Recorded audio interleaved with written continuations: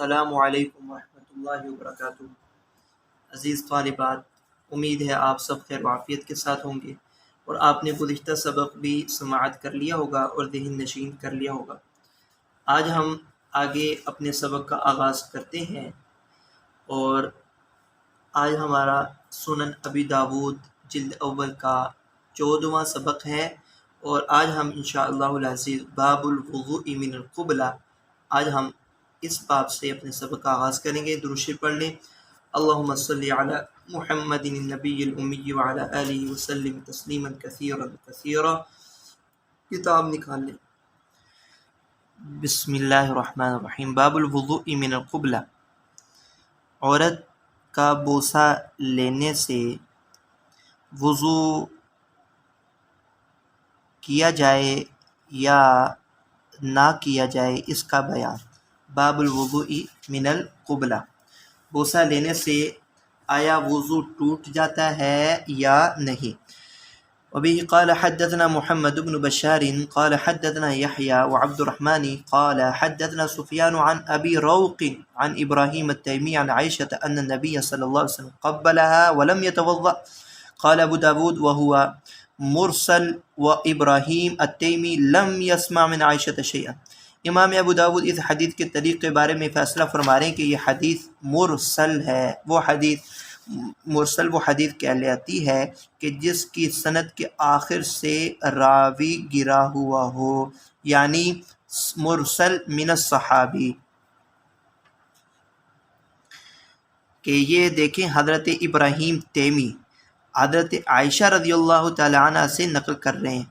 تو امام ابو داود فرماتے ہیں کہ ابراہیم تیمی کا عائشہ رضی اللہ تعالی عنہ سے سماع ثابت نہیں، اس لیے یہ حدیث مرسل ہے۔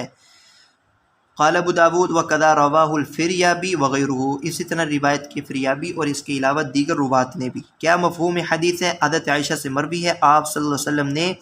ان کا بوسہ لیا اور آپ صلی اللہ علیہ وسلم نے وضو نہیں فرمایا۔ تو یہ جو احناف کا مستدل ہے، اور امام احمد بن حنبل کی بھی ایک روایت احناف ہی کی طرح ہے کہ بوسہ لینے سے وضو نہیں ٹوٹتا، محرم کا یا اسی طرح کوئی بھی غیر محرم کا بھی بوسو کنار کرنے سے، یعنی مطلقاً بوسو کنار کرنا ناقض وضو نہیں ہے۔ اس حوالے سے امام شافعی رحمہ اللہ یہ فرماتے ہیں کہ مس امرأہ مطلقاً ناقض وضو ہے، شہوت کے ساتھ ہو یا بلا شہوت۔ امام شافعی یہ فرماتے ہیں مس امرأہ یعنی عورت کا بوسہ لینا، چھونا، شہوت کے ساتھ ہو یا بلا شہوت ناقض وضو۔ امام مالک رحمۃ اللہ علیہ فرماتے ہیں مس امرأہ اور قبلہ یعنی بوسو کنار کرنا 3 شرائط کے ساتھ ناقض وضو ہے۔ پہلی شرط یہ ہے کہ وہ عورت کبیرہ ہو، بچی نہ ہو۔ دوسری شرط یہ ہے کہ وہ محرم نہ ہو۔ دوسری شرط کیا ہے؟ کہ وہ اجنبیہ ہو، محرم نہ ہو۔ تیسری شرط یہ ہے کہ یہ مس بالشہوہ ہو۔ ان 3 شرائط کے ساتھ اگر عورت اجنبیہ ہو اور مس بالشہوہ ہو اور وہ کبیرہ ہو تو یہ چھونا یہ ناقض وضو ہوگا۔ بہرحال یہ مستدل احناف اور امام احمد بن حنبل کا ہے کہ جس میں حضرت عائشہ خود نقل کر رہی ہیں کہ آپ صلی اللہ علیہ وسلم وضو نہیں فرمائے۔ وبی قال حدثنا عثمان بن ابی شیبہ قال حدثنا وکیع قال حدثنا الاعمش عن حبیب عن عروة عن عائشة ان النبي صلی اللہ علیہ وسلم قبل امرأة من نسائه، حضرت عائشہ سے نقل ہے، عروہ بن زبیر جو حضرت عائشہ کے بھانجے ہیں، حضرت اسماء بنت ابی بکر کے بیٹے ہیں، وہ نقل کرتے ہیں کہ آپ صلی اللہ علیہ وسلم نے اپنی ایک زوجہ محترمہ کا بوسہ لیا، نماز کے لیے نکلے، ثم خرج الى الصلاة ولم يتوضأ قال عروہ فقلت لها، میں نے حضرت عائشہ سے کہا، عروہ بن زبیر کہتے ہیں کہ میں نے عائشہ رضی اللہ تعالیٰ عنہ سے کہا من هي الا انت فضحکت، کہ وہ آپ ہی ہو سکتی ہیں، تو حضرت عائشہ مسکرانے لگی۔ قال ابو داود وهكذا رواه الزائدة وعبد الحميد الحماني عن سليمان الأعمش وقال حدثنا إبراهيم بن مخلد الطالقاني قال حدثنا عبد الرحمن بن مغرى قال حدثنا الأعمش قال حدثنا أصحاب لنا عن عروة المزني عن عائشة بهذا الحديث قال أبو داود قال يحيى بن سعيد القطان لرجل احكي عني أن هذين يعني حديث الأعمش هذا عن حبيب وحديثه بهذا الإسناد في المستحاضة أنها تتوضأ لكل صلاة يعني قال يحيى احكي عني إنهما شبه لا شيء قال أبو داود وروي عن الثوري قال ما حدثنا حبيب إلا عن عروة المزني يعني لم يحدثهم عن عروة بن الزبير بشيء قال أبو داود وقد روى حمزة الزيات عن حبيب عن عروة بن الزبير عن عائشة حديثا صحيحا۔ اس کا جواب یہ امام ابو داود یہی بیان کر رہے ہیں کہ عروہ سے عروہ مزنی مراد ہیں، عروہ سے عروہ مزنی مراد ہیں، اور اس وجہ سے عروہ مزنی کا عائشہ رضی اللہ عنہ سے سما ثابت نہیں، یہ حدیث ضعیف ہے، اور اکثر محدثین نے اس حدیث کے بارے میں کہا شبہ لا شیء، شبہ لا شیء، انہما شبہ لا شیء، یہ دونوں احادیث، ایک یہ حدیث اعمش اور یہ اسی سند سے حدیث ہے مستحاضہ کے باب میں، ان دونوں حدیثوں کو یحییٰ بن سعید نے کہا کہ یہ دونوں ضعیف ہیں طریق اعمش سے۔ بہرحال اس کا جواب احناف یہی دیتے ہیں کہ عروہ اس طریق میں جو عروہ ہیں، عروہ سے عروہ بن زبیر ہی مراد ہیں، عروہ بن زبیر ہی مراد ہیں، کیونکہ حمزہ زیات نے خود عن عروہ بن زبیر عن عائشہ سے احادیث صحیحہ نقل کی ہیں اور روایت کی ہیں، اور ایسی 4 احادیث ذخیرہ احادیث میں موجود ہیں کہ جس میں حبیب بن ابی ثابت عروہ بن زبیر توسط حضرت عائشہ سے نقل کرتے ہیں، ان کو تمام ائمہ احادیث صحیحہ کے درجے میں قرار دیتے ہیں۔ باب الوضوء من مس الذکر، مس ذکر ناقض وضو ہے یا نہیں، اس حوالے سے بھی ائمہ کا اختلاف ہے۔ مس ذکر احناف کے نزدیک بلا حائل ہو یا حائل ہو، دونوں صورتوں کے اندر مس ذکر ناقض وضو نہیں ہے۔ مس ذکر یعنی کہ شرمگاہ کو چھو لینے سے وضو نہیں ٹوٹتا۔ امام شافعی فرماتے ہیں کہ اگر کپڑا حائل ہو تو پھر تو وضو نہیں ٹوٹتا، اگر بغیر کپڑے کے حائل ہوئے شرمگاہ کو چھو لینے سے وضو ٹوٹ جاتا ہے۔ مس ذکر بلا حائل ثوب، مس ذکر بلا حائل ثوب عند الشوافع ناقض وضو ہے۔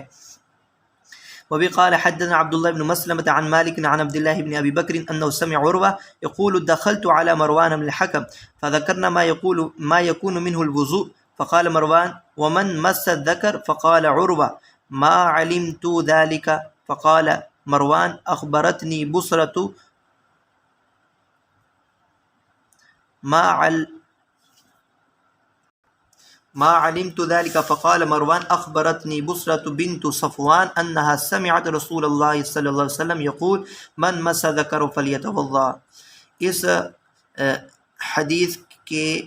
جو مرکزی راویہ ہیں وہ بصرہ بنت صفوان ہے۔ تمام وہ روایات جس میں مس ذکر کا ناقض وضو ہونا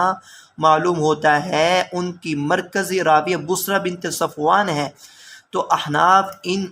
جب دونوں طرح کی احادیث موجود ہیں، اگلی روایت میں آ رہا ہے کہ آپ نے فرمایا کہ شرمگاہ تو گوشت کے ٹکڑوں میں سے ایک ٹکڑا ہے، اس کو چھو لینے سے کوئی وضو نہیں ٹوٹتا۔ جب دونوں طرح کی روایات آئیں جو امور خاص مردوں سے متعلق ہوں، ان میں مردوں کی روایات ہی قابل قبول و قابل حجت ہوگی، عورتوں کی روایت قابل حجت نہیں ہے۔ اس کا ترجمہ دیکھ لیں۔ عروہ بن زبیر سے روایت ہے کہ میں مروان بن حکم کے پاس گیا، فذکرنا ما یکون منہ الوضوء، ہم لوگ نواقض وضو کا ذکر کر رہے تھے، کہ مروان بولے کہ شرمگاہ کو چھونے سے بھی وضو ٹوٹ جاتا ہے، من مس الذکر، فقال عروہ ما علمت ذلك، عروہ بن زبیر نے کہا میں نے تو ایسا کوئی بات نہیں سنی یا مجھے تو کوئی معلوم نہیں۔ اس پر مروان نے کہا کہ مجھے بصرہ بنت صفوان نے یہ خبر دی ہے کہ آپ کا یہ فرمان ہے کہ جو شرمگاہ کو چھو لے مرد تو وہ چاہیے کہ وضو کرے۔ باب رخصت فی ذلك وبقال حدثنا مسدد قال حدثنا ملازم بن عمرو الحنفي قال حدثنا عبد الله بن بدر عن قيس بن طلق عن ابي قال قدمنا على نبي الله صلی اللہ علیہ وسلم فجاء رجل كأنه بدري، ایک شخص آیا گویا کہ ہو سکتا تھا کہ وہ بدری ہو، فقال یا نبی اللہ ما ترى فی مس الرجل ذکرہ بعدما يتوضا، تو انہوں نے سوال کیا کہ اللہ کے رسول کیا آپ کہتے ہیں کہ کوئی شخص وضو کے بعد شرمگاہ کو چھو لے تو؟ فقال صلی اللہ علیہ وسلم هل هو الا مضغۃ منه او بضعۃ منه، کہ یہ بھی تو ایک گوشت کا لوتھڑا ہے یا ایک گوشت کا ٹکڑا ہے۔ قال ابو داود رواه هشام بن حسان وسفيان الثوري وشعبة وابن عيينة وجرير الرازي عن محمد بن جابر عن قيس بن طلق، وقال حدثنا مسدد قال حدثنا محمد بن جابر عن قيس بن طلق بإسناد معناه وقال في الصلاة، اور اس میں ذکر ہے فی الصلاة نماز کا بھی۔ تو اس میں ایک جواب یہ بھی احناف کی طرف سے دیا جاتا ہے کہ جس میں بصرہ بنت صفوان میں جو الفاظ من مس ذکرہ کے ہیں یہ کنایہ ہیں کہ شرمگاہ کو شرمگاہ سے چھو لینے سے، یہ دراصل یعنی عبارت یوں ہوگی من مس ذکرہ بفرج امراتی، جو مرد اپنی کسی عورت یعنی اپنی محرم بیوی کی شرمگاہ کے ساتھ شرمگاہ کو ملائے تو چاہیے کہ وہ وضو کر لے۔ یعنی مطلب یہ ہے کہ اگر کوئی شرم یعنی کہ مباشرت فاحشہ کر لے، یہ دراصل اشارہ اور کنایہ ہے مباشرت فاحشہ سے جو یقیناً خروج مدی کا سبب ہوتا ہے، اور خروج مدی ناقض وضو ہے تو چاہیے کہ اس کو وضو کر لینا چاہیے۔ تو اس میں تو یہاں پر عبارت یوں ہوگی من مس ذکرہ بفرج امرأتہ۔ جی اگلا ترجمہ الباب باب الوضوء من لحوم الابل،